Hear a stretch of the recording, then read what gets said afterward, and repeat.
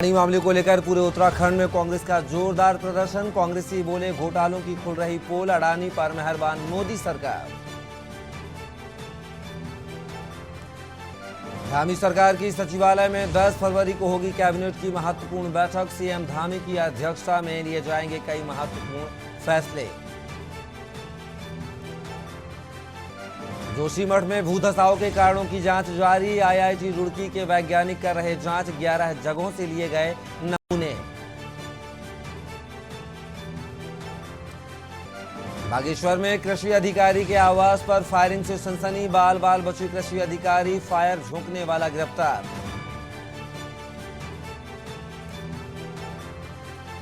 पौड़ी गढ़वाल में फिर फिसलने से गंगा नदी में डूबे 2 बच्चे। लगातार रेस्क्यू ऑपरेशन जारी। घटना से परिजनों का बुरा हाल।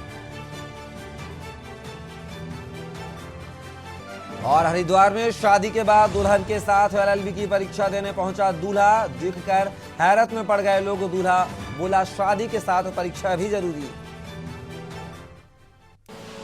आप देख रहे हैं के न्यूज, खबरों का सारथी। नमस्कार, खबर उत्तराखंड में आप सभी का स्वागत है। मैं हूं कपिल मिश्रा। खबरों की शुरुआत करेंगे।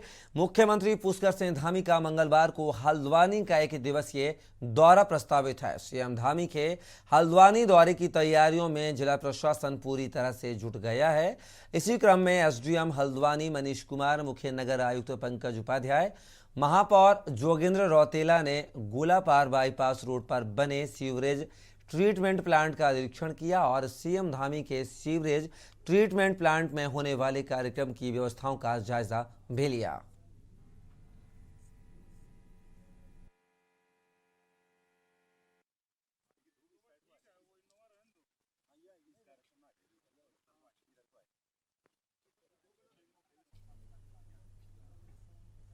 धामी सरकार गैरसैंण में बजट सत्र आयोजित करने जा रही है। हालांकि अंतिम निर्णय आगामी कैबिनेट में होगा। हालांकि वित्त मंत्री प्रेमचंद अग्रवाल और विधानसभा अध्यक्ष रितु खंडूरी की ओर से सत्र गैरसैंण में होने की जानकारी दी गई है।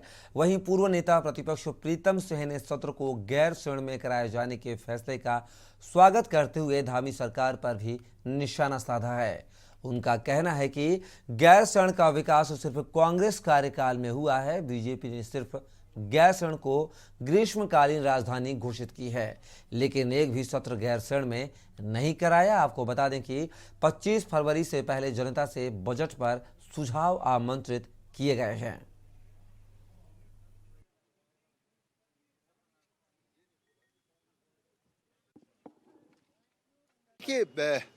गैरसैंण के परिप्रेक्ष्य में मैं इतना जरूर कहना चाहूँगा कि उत्तराखंड में जिन लोगों ने अलग राज्य के लिए आंदोलन किया, उनकी ये मंशा थी कि पर्वतीय क्षेत्र में जो है राजधानी बने। और उन आंदोलनकारियों की और उत्तराखंड के लोगों की जनभावना का आदर करते हुए कांग्रेस ने गैरसैंण के अंदर इंफ्रास्ट्रक्चर खड़ा करने का काम किया। और मैं आपको याद दिलाना चाहता हूँ, जब 2017 से 22 के बीच में जो है भारतीय जनता पार्टी की सरकार थी, तो प्रदेश के तत्कालीन मुख्यमंत्री जी ने सदन के अंदर कहा कि गैरसैंण ग्रीष्मकालीन राजधानी है। लेकिन तब से लेकर आज तक गैरसैंण से एक दिन भी जो है ग्रीष्मकालीन राजधानी संचालित नहीं हुई। अडानी मामले में हिंडनबर्ग की रिपोर्ट सामने आने के बाद विपक्ष की ओर से लगातार सत्ता पक्ष को घेरा जा रहा है। कांग्रेस ने संसद से लेकर सड़क तक केंद्र सरकार को घेरने की कोशिश की है। वहीं राष्ट्रीय नेतृत्व के दिशा निर्देश पर उत्तराखंड में भी कांग्रेस ने एलआईसी और एसबीआई के दफ्तरों के बाहर केंद्र सरकार के खिलाफ जमकर विरोध प्रदर्शन किया। आपको बता दें कि देहरादून में एसबीआई मुख्यालय के बाहर कांग्रेस प्रदेश अध्यक्ष करण मेहरा के नेतृत्व में विरोध प्रदर्शन किया गया।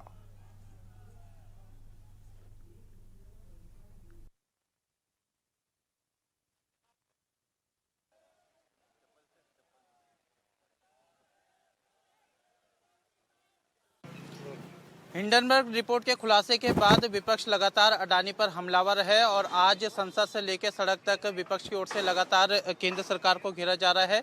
राष्ट्रीय नेतृत्व के दिशा निर्देश के बाद उत्तराखंड में भी कांग्रेस पार्टी की तरफ से लगातार केंद्र सरकार के खिलाफ विरोध प्रदर्शन किया जा रहा है। ये जो तस्वीरें आप देख रहे हैं, ये राजधानी देहरादून की है।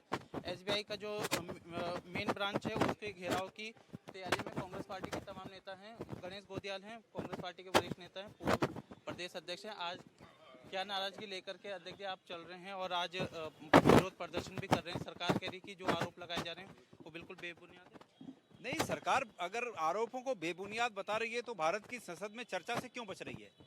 सरकार जांच से क्यों बच रही है? ये दुर्भाग्यपूर्ण है कि एक ऐसे राष्ट्र जो कि अपने को विश्व की एक महाशक्ति के रूप में आगे बढ़ते हुए हम लोग कोशिश कर रहे हैं कि हम देखें अपने को, और ऐसे में एक बाहर की कंपनी हमारे अंदर के मामलों को उजागर करे और हमारी सरकार हाथ पर हाथ धरे बैठे रहे, ये शक की सुई निश्चित रूप में सरकार की मनसा की ओर इशारा करती है।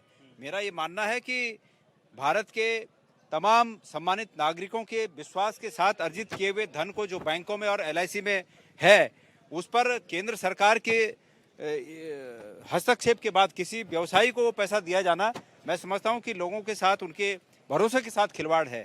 जो स्टेट बैंक के जो वरिष्ठ अधिकारी हैं, वो चाहे एलआईसी के वरिष्ठ अधिकारी हों, ये उस धन के ट्रस्टी हैं। ये धन उनका नहीं है, ये जनता के उस धन के ट्रस्टी हैं, और ट्रस्ट का मतलब होता है विश्वास।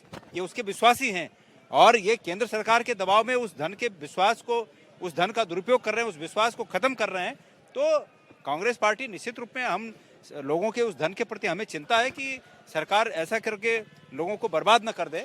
आज हम लोग सब सड़कों पर हैं और सरकार को इसमें चर्चा करनी चाहिए, सरकार को इसमें केस दर्ज करना चाहिए, जांच बिठानी चाहिए। अगर गलत किया है तो केस दर्ज में चर्चा होनी चाहिए। तो इन सब बातों को लेकर के कांग्रेस पार्टी आज पूरे देश भर में विरोध प्रदर्शन कर रही है। अपने सहयोगी लईक अहमद के साथ मैं अंकित काला, के न्यूज़ इंडिया, देहरादून। हल्द्वानी में कांग्रेस कार्यकर्ताओं ने कॉलटैक्स स्थित एलआईसी कार्यालय के बाहर बैठकर धरना प्रदर्शन किया। सरकार के खिलाफ नारेबाजी करते हुए कहा कि प्रधानमंत्री नरेंद्र मोदी चहेते उद्योगपति मित्रों को नियम विरुद्ध लाभ दे रहे हैं, जिससे बैंक और भारतीय जीवन बीमा निगम के खाताधारकों का भविष्य खतरे में पड़ गया है। कहा गया है कि मोदी सरकार ने अडानी समूह में एलआईसी और एसबीआई जैसे सरकारी संस्थाओं के बेहद जोखिम भरे लेन देन और निवेश करा दिए हैं। इससे 29 करोड़ पॉलिसी धारकों और एसबीआई के 45 करोड़ खाता धारकों पर विपरीत असर पड़ रहा है।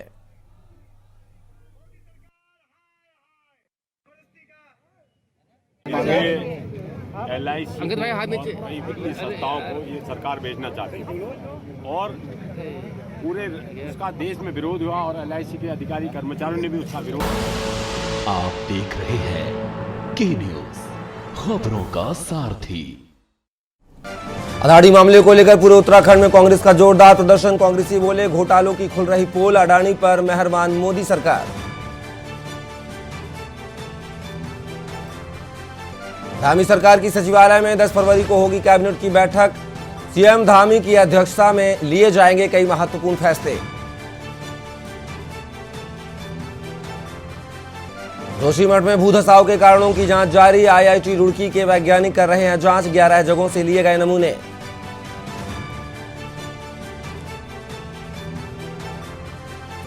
बागेश्वर में कृषि अधिकारी के आवास पर फायरिंग से सनसनी। बाल बाल बचे कृषि अधिकारी, फायर झोंकने वाला गिरफ्तार।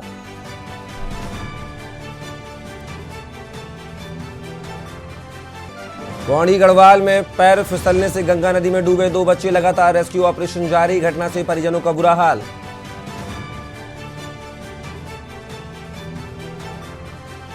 और हरिद्वार में शादी के बाद दुल्हन के साथ एलएलबी की परीक्षा देने पहुंचा दूल्हा। देखकर हैरत में पड़ गए लोग। दूल्हा बोला, शादी के साथ साथ परीक्षा भी जरूरी।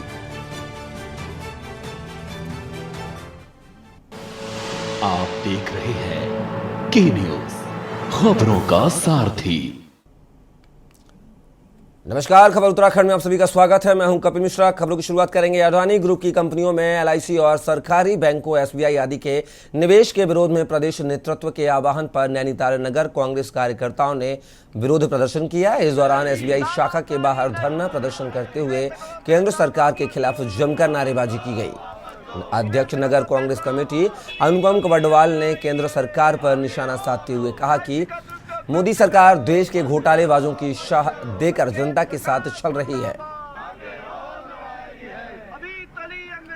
एलआईसी और एसबीआई में का जो पैसा है वो अडानी ग्रुप में केंद्र सरकार ने जो निवेश करवाया है और जो पैसा अमेरिकी वित्तीय शोध संस्थान हिंडनबर्ग की रिपोर्ट के अनुसार डूबने की कगार में है, और इस धन की जो जांच हो, इस अडानी ग्रुप की जो कंपनियां जो आज डूबने की कगार पे हैं, इनकी जांच के लिए जॉइंट पार्लियामेंट कमेटी की मांग की है। उसी क्रम में धरना प्रदर्शन रखा हुआ है। आप जानते ही हैं 1956 में जब LIC की स्थापना हुई, बैंकों की स्थापना हुई, 67 साल के इतिहास में LIC आज तक 1 रुपये के घाटे में नहीं है, लेकिन आज 40,000 का घाटा हो रहा है अकेले SBI को हो रहा है, LIC को हो रहा है, और उतना ही घाटा हमारे सरकारी बैंकों PNB, SBI, BOB को हो रहा है। उद्योगपति अडानी द्वारा 20,000 करोड़ का FPO वापस लेने से नाराज कांग्रेसियों ने लक्सर की भारतीय स्टेट बैंक की मुख्य शाखा के बाहर धरना दिया। उन्होंने आरोप लगाया कि मोदी और शाह की शह पर ही देश के आम आदमी की खून पसीने की कमाई को अंबानी अडानी पर लुटाया जा रहा है। हरिद्वार ग्रामीण जिला अध्यक्ष राजीव चौधरी के नेतृत्व में संगठन कार्यकर्ता SBI की मैन शाखा के बाहर पहुंचे और केंद्र सरकार के खिलाफ नारेबाजी करते हुए धरने पर बैठ गए।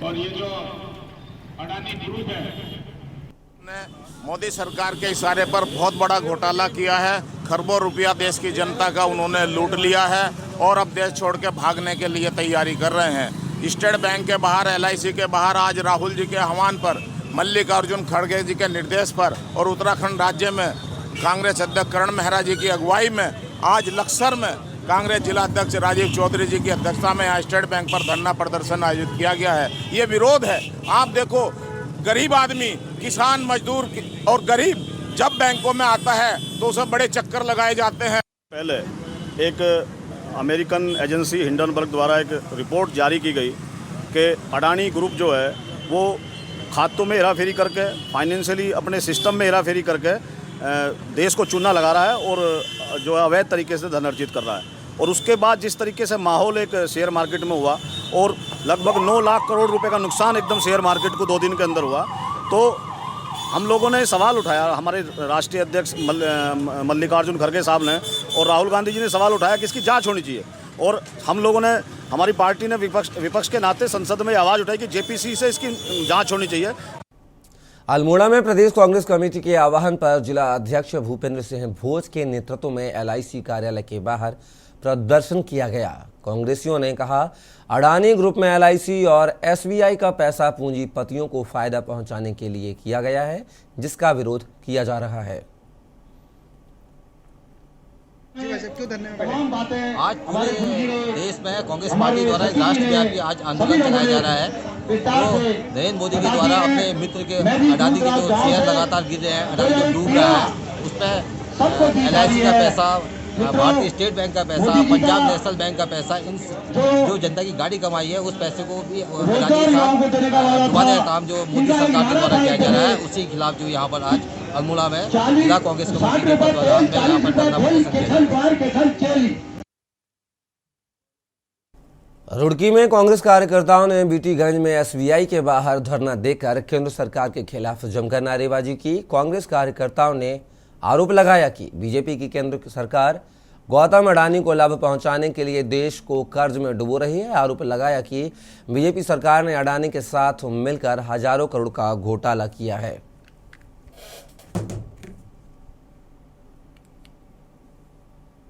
धरना प्रदर्शन कांग्रेस कर रही है, इसमें मुख्य बात यह है कि जिस तरह से केंद्र सरकार ने तमाम सरकारी संस्थान जो इस देश की रीढ़ थी, जो इस देश के विकास में महत्वपूर्ण रोल अदा कर रहे थे, वो सब बेच दिए एक अडानी के नाम।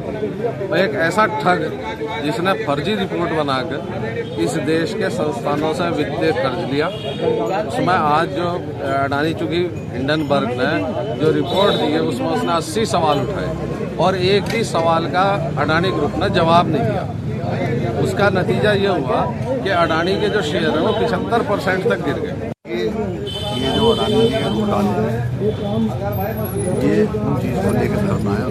हमारे राष्ट्रीय अधिकारी खड़गे जी के नेतृत्व और सोनिया गांधी बेंगाली और प्रदेश अध्यक्ष करण मेहरा जी दिशा निर्देशानुसार हर स्टेट बैंक पर, हर शहर में, हर विधानसभा में एक धरना प्रदर्शन का आयोजन किया गया है।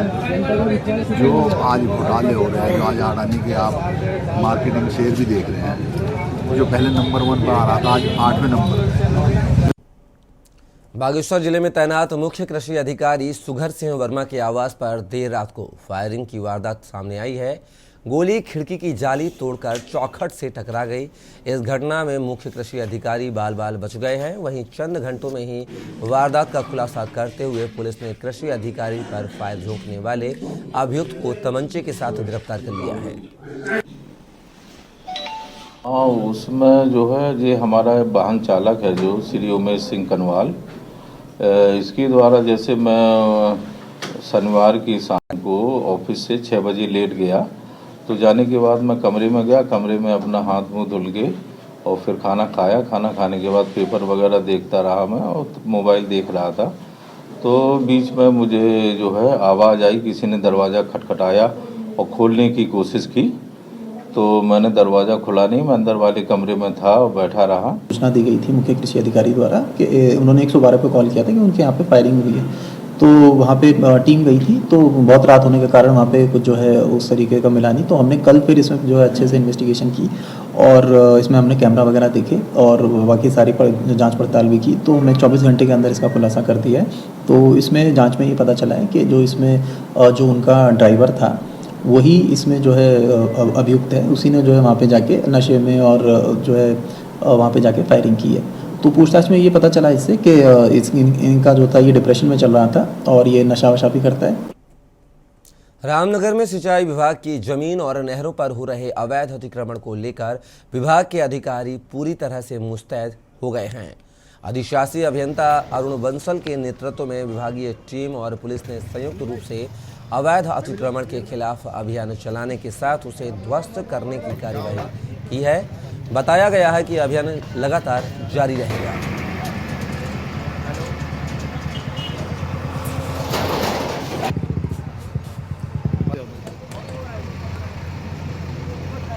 ये हमारी रामनगर नहर के चैनेज 180 पे कई दिनों से कि खोखा नाई ने अपना लगा लिया था। इसको 4-5 दिन पहले टाइम दिया था 2 दिन का। तो आज मैंने औचक निरीक्षण करा, कहीं से संज्ञान में आया कि ये खोखा नहीं हटाया है। उसके बाद मैंने पुलिस बल को बुला के अपनी पूरी टीम बुला के इसको हटाने की कार्रवाई कर दी है। और नगर के अन्य लोगों को भी मैं ये कहना चाहूँगा कि सरकारी भूमि, विशेष रूप से मेरी जिम्मेदारी सिंचाई विभाग की भूमि की है, तो ऐसी किसी सरकारी भूमि पे अवैध किसी तरह का अतिक्रमण या निर्माण, चाहे अस्थायी हो चाहे स्थायी हो, करने का कष्ट न करें। फिलहाल वक्त में बात करेंगे पौड़ी की। गढ़वाल में धनेश्वर मंदिर देवप्रयाग के नीचे नदी किनारे खेलते समय पैर फिसलने से 8 साल का अभिषेक गंगा नदी में गिर गया। अभिषेक को बचाने के लिए नदी में कूदा उसका बड़ा भाई आदेश भी नदी के तेज बहाव में बह गया। घटना की सूचना मिलने के बाद से ही एसडीआरएफ और पुलिस के जवान रेस्क्यू अभियान में जुट गए हैं। दरअसल घटना रविवार की है, जब धनेश्वर मंदिर देवप्रयाग के नीचे नदी किनारे 4 बच्चे खेलने के लिए गए थे। सीओ श्रीनगर श्यामदत्त नौटियाल ने बताया कि सर्च ऑपरेशन लगातार जारी है। ऋषिकेश से डीप डाइवर्स की टीम को भी बुलाया गया है। कल शाम की घटना है, जब 5 बजे के आसपास बच्चे वहाँ खेल रहे थे बता रहे, और वो नदी में उनकी बॉल चली गई थी। तो बता रहे बच्चे कुछ नीचे बॉल लेने के लिए गए थे शायद, और उसी बीच में पानी में चला गया एक बच्चा। उसको बचाने के चक्कर में एक दूसरा उसका जो भाई था, तो ये बताया जा रहा है कि वो भी उसको बचाने के आगे बढ़ा। तो ये दोनों वहाँ से बाद में पता चला कि वहाँ से नदी में बह गए हैं। और जैसे ये पता चला तो तुरंत ही हमारे उच्च अधिकारियों द्वारा भी और मेरे द्वारा भी तुरंत रेस्क्यू टीम वहाँ पे एसडीआरएफ को, हमारी जल पुलिस और गोताखोर को तुरंत ही वहाँ पे एक्टिवेट किया गया। फायर सर्विस को आपदा पीसी को मैंने वहाँ पे भेजा। मैं स्वयं भी वहाँ रात भर रहा हूँ और ये रात भर रेस्क्यू ऑपरेशन किया गया है। और अब प्रातः ही जो है फिर सुबह से भी रेस्क्यू ऑपरेशन जारी है। नैनीताल दुग्ध संघ अध्यक्ष मुकेश सिंह बोरा ने लाल कुआं में जानकारी देते हुए बताया कि दुग्ध मंत्री सौरभ बहुगुणा द्वारा दुग्ध उत्पादों की दुग्ध उत्पादन लागत मूल्य दिलाए जाने के निर्देश दिए हैं। वर्तमान में संचालित ग्राम स्तर से 595 दुग्ध समितियों के 30,000 दुग्ध उत्पादकों से क्रय किए जा रहे उनके दूध मूल्य में प्रति लीटर 2 रुपये बढ़ाने का निर्णय लिया है, जिसके तहत वर्तमान क्रय दर 41 रुपये प्रति लीटर से बढ़ाकर 9 फरवरी से प्रति लीटर 43 रुपये निर्धारित की गई है, जो साल में तीसरी बार की वृद्धि है, जिससे निश्चित ही किसानों को दुग्ध लागत मूल्य की भरपाई हो सकेगी। विकास मंत्री माननीय सौरभ बोगोना जी निरंतर नैनीताल दुग्ध संघ और पूरे प्रदेश के दुग्ध संघों को अग्रणी करने के लिए प्रयासरत हैं और उनके माध्यम से करोड़ों रुपए की धनराशि भी फेडरेशन और दुग्ध संघ को मिली है और उसमें नैनीताल दुग्ध संघ के लिए भी बहुत बड़ा प्रोजेक्ट आने वाला है जिसके शिलान्यास की तिथि शीघ्र ही आप सबको अवगत करा दी जाएगी।